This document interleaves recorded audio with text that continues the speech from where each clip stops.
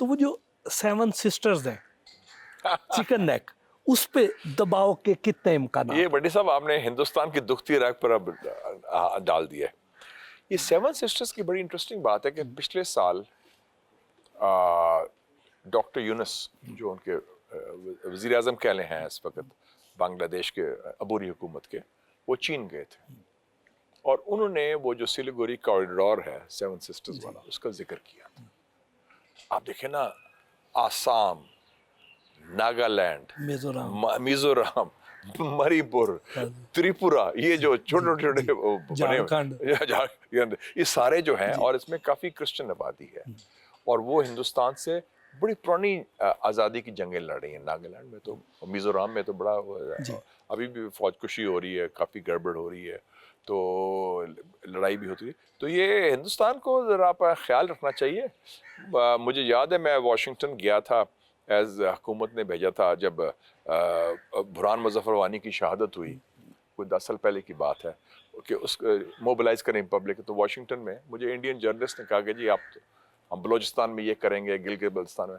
मैं कहा hold on, आप बात ना करें, आप ना भूलें एक जगह खालिस्तान भी है, एक जगह 7 सिस्टर्स भी है।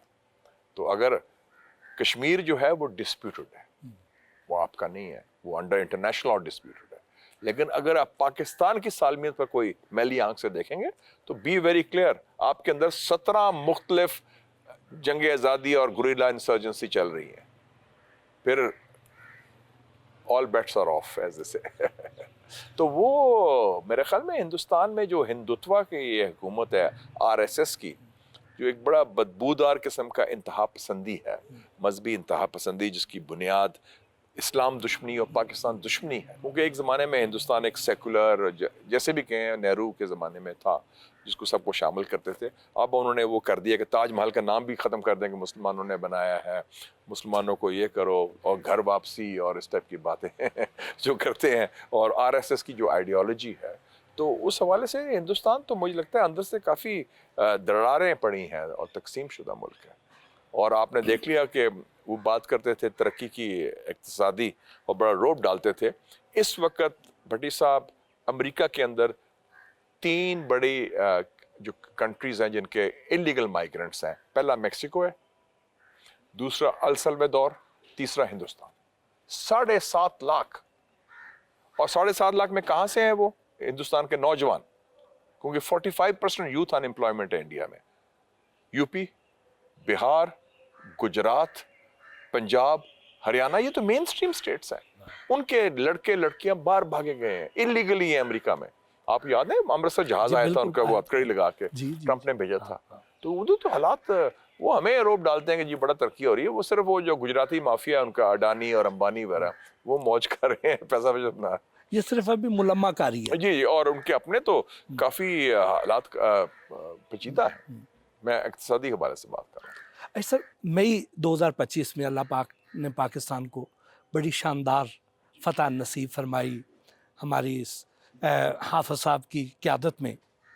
तो जिस तरीके से इस वक्त दुनिया के ममालिक लाइन में लगे हुए हैं पाकिस्तानी एयरक्राफ्ट ख़रीदने के लिए, पाकिस्तानी टैंक ख़रीदने के लिए, पाकिस्तानी दूसरे दिफाई आलात और हमारे से ट्रेनिंग लेने के लिए, तो पाकिस्तान एकदम एमर्ज हुआ है एक इंटरनेशनल, एक डिफेंस एक्सपोर्टर के तौर पे।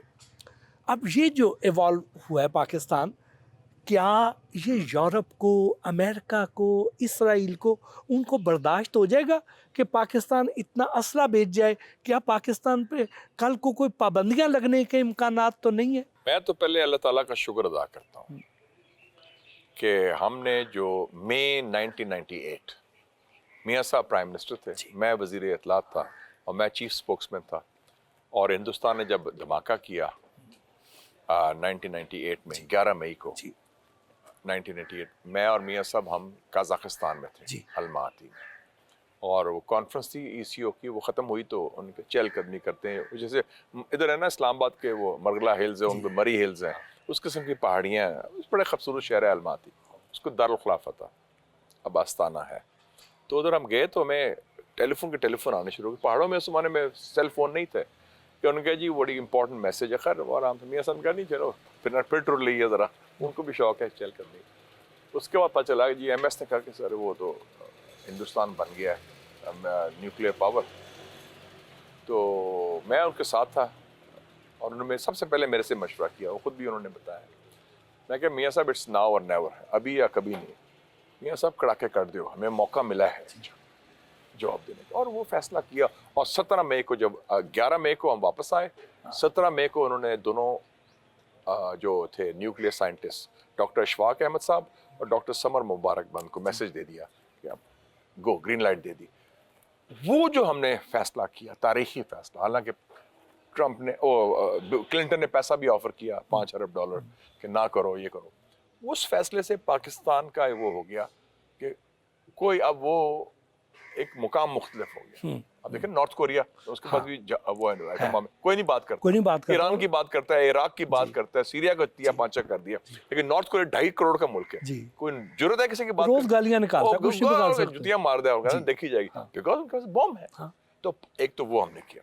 دوسرا جو ہوا کہ 2025 میں جیسے آپ نے فرمایا ہماری فوجی قیادت نے, فیلڈ مارشل نے اور air chief marshal air force کا بھی کمال کر دیا, دلیری کے ساتھ اور جرأت کے ساتھ دفاع کیا, سٹینڈ لیا. اب وہ انگریزی میں کہتے ہیں nothing succeeds like success. اگر کامیاب ہو, ٹرمپ کی بھی سوچ پاکستان کے بارے میں تبدیل ہوگی, دنیا کی بھی تبدیل ہوگی, اور کیا پاکستان میں تو بڑی جان ہے. میرا سوال ابھی ادھورا رہ گیا کہ کیا پاکستان کی یہ جو گروتھ ہے, جو پاکستان بڑھ رہا ہے, یہ بہت سے ممالک کو ہضم تو نہیں ہوئے گا؟ تو کیا کل کو کوئی پابندیاں لگا کے ہماری اس گروتھ کو روکنے کی کوشش ہو سکتی ہے؟ ابھی تو اس کا کوئی خطرہ نہیں. لکیلی ہماری جو یاری دوستی کہہ لیں, تعلق قربت کہہ لیں, ٹرمپ سے ہوئی ہے, اس سے ہمیں ایک اسٹریٹجک سپیس مل گئی ہے 3 سال کے لیے, 26, 27, 28. تو وہ جو ہے اس سے جو اچھا ہوا ہے وہ ہمارے لیے فائدہ مند ہے. میں بات کر رہا ہوں پاکستان ہندوستان کے حوالے سے اور جنوبی ایشیا کے کانٹیکسٹ میں. باقی جو غلطیاں ہوں, وینیزویلا کر رہا ہے, دوسری جنگ کر رہا ہے, وہ ہم اس میں اس کی بات نہیں کر رہا, وہ غلط بات ہے, لیکن جو ادھر ہے وہ ہمارے حق میں جا رہے ہیں. تو اس حوالے سے ہمیں اس کا فائدہ اٹھانا چاہیے. ہمیں ایک سپیس مل گئی ہے کہ ہم اس سپیس میں اپنے خود مختاری کو آگے لے کے چلیں, اپنے جو قومی مفاد ہیں اس کو اجاگر کریں, اور خاص طور پہ ڈیفنس پروڈکشن میں. اور یہ جو بن رہا تھا انڈو اسرائیل ایکسس. اچھا سر, آپ کی سفارت کاری پر بہت گہری نظر ہے اور آپ بہت اچھا, اور آپ نے مختلف ادوار دیکھے ہیں. کیا پاکستان کو جتنی سفارتی کامیابیاں اس مئی 2025 کے بعد ملنا شروع ہوئی ہیں, کیا اس سے پہلے بھی پاکستان کی کبھی یہ سچویشن ہوا کرتی تھی, یا یہ ایک نیا ایک مقام ملا پاکستان کو؟ میری ہوش میں کہوں گا 3 مرتبہ میں نے دیکھا ہے پاکستان کی سفارتکاری یا پاکستان کی صلاحیت کامیابی سے, جو کہتے ہیں نا پاکستان فائنسٹ آور. پہلا تھا, اس کو میں اسٹوڈنٹ تھا, پرائم منسٹر ذوالفقار علی بھٹو کے زمانے میں اسلامک کانفرنس جو لاہور میں ہوئی. پاکستان 2 لخت ہو چکا تھا, پاکستان کو لوگوں نے کیا تھا پتہ نہیں مستقبل بھی ہے کہ نہیں. اس وقت آپ نے سٹینڈ لیا دلیری کے ساتھ, آپ نے اکتوبر جو میں نے بتایا جنگ میں حصہ بھی لیا, اور آپ کے ٹاپ لیڈرز اس وقت کنگ فیصل, انور سادات, غدافی, حافظ الاسد, بو مدین, آپ سب نام لیں, سب عرفات, سارے آپ کے لاہور آئے ہوئے تھے. وہ ایک موقع تھا 74.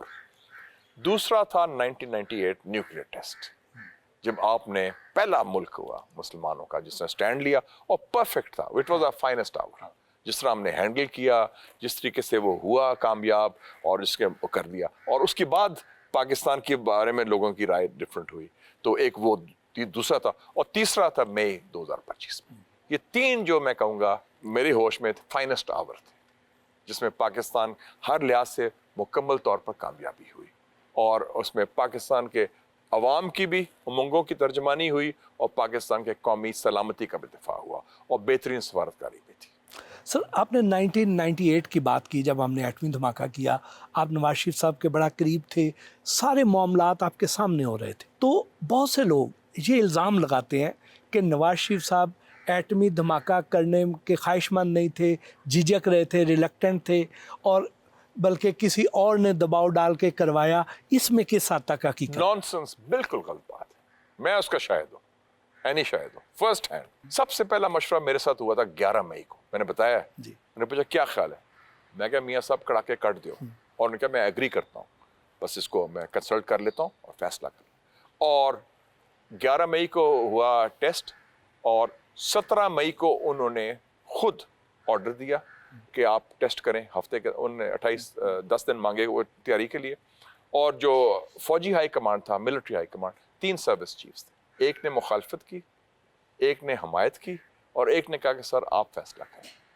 कोई दबाव किसी इस्टेब्लिशमेंट का, किसी और का नहीं था, बल्कि दबाव था तो अमेरिका का, मगरब का था, ना करो, और उस दबाव को उन्होंने किया। और वो मैं क्रेडिट देता हूँ प्राइम मिनिस्टर नवाज शरीफ को कि उन्होंने एक दबंग फैसला किया, और एक सियासी हुकूमत ने, सियासी दौर में इलेक्टेड हुकूमत ने फैसला किया था। और ये ना भूलें, ये मैं भुट्टो को भी क्रेडिट देता हूँ, जुल्फ़िकार अली भुट्टो एक सिविलियन लीडर था, उसने फैसला किया कि ये शुरू किया जाए, और वो कंटिन्यू किया जनरल ज़िया-उल हक ने, वो कंटिन्यू किया बेनज़ीर भुट्टो साहिबा ने, और वो मुकम्मल किया मियाँ नवाज शरीफ साहब। तो इसमें पूरा क्रेडिट, ये बिल्कुल नॉनसेंस है, ये झूठी बात है, बेबुनियाद के कोई हिचकिचाहट थी। हमने ये कहा, फैसला किया था कि we will test the west before we test, उनका भी टेस्ट कर लें। वो हमने, मैं तर्जमान था मेन, मैं रोज टीवी में आता था, CNN, BBC, ABC, CBS news, NBC, और हमने कहा कि बस हम सोच रहे हैं, हम देख रहे हैं। ज़ाहिर है हमने फैसला तो कर लिया था, बता तो नहीं सकते, ये गलत बात है। तारीख का जो है ना, हकायक सामने होने चाहिए, and the credit should go to the prime minister for taking the right decision. Mushahid साहब, बहुत बहुत शुक्रिया। आपसे जब भी मुलाकात होती है बहुत कुछ सीखने का मौका मिलता है। आप इन मामलात में एक अथॉरिटी समझे जाते हैं। थैंक यू सो मच पंडित साहब, मोस्ट वेलकम। आपका भी प्रोग्राम देखता हूँ, बड़ा मज़ा आता है, और आप में खुद बड़ी जान है माशाल्लाह, बड़ा काम किया फील्ड में भी और हर जगह है। Good luck to you sir, बहुत बहुत शुक्रिया। और अभी तशनगी रहती है, आपसे हमने बहुत कुछ और पूछना है इंशाल्लाह। अगले किसी प्रोग्राम में, बिलखुसूस जो पर्सनल है। मैं खुद लाहौरी हूँ यार, मैं लाहौर आऊँगा जरूर, मोस्ट वेलकम इंशाल्लाह। Thank thank you sir, thank you.